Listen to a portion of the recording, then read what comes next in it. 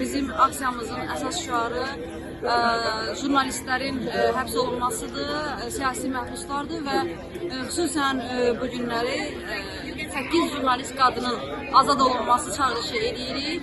Onlar öz əmək fəaliyyətlərinə görə həbs olunublar, siyasi həbsdədirlər və Əliyev rejimi onları mütləq azad eləməlidir. Biz onlar azad olana qədər və ümumiyyətlə ölkədə qadına münasibət dəyişənə qədər və qadın siyasəti dəyişənə qədər öz fəaliyyətimizi davam edəcəyik. Palestina! Viva! Viva! Palestina! Viva! Viva!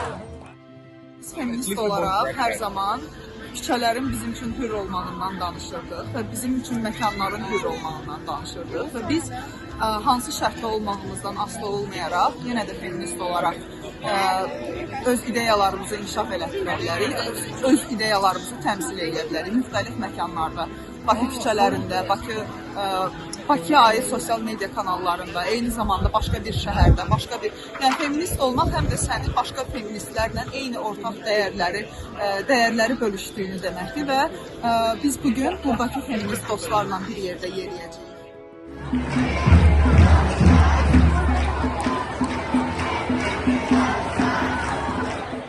Bugün Azərbaycanda 300'dən çox insan var ki, günahsız olaraq həbs olunub.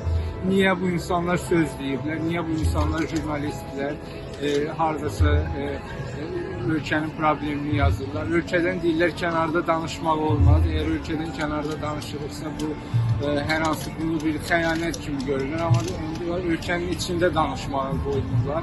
Və bəs onda biz harada danışmalıyıq, harada sözümüzü deməliyik?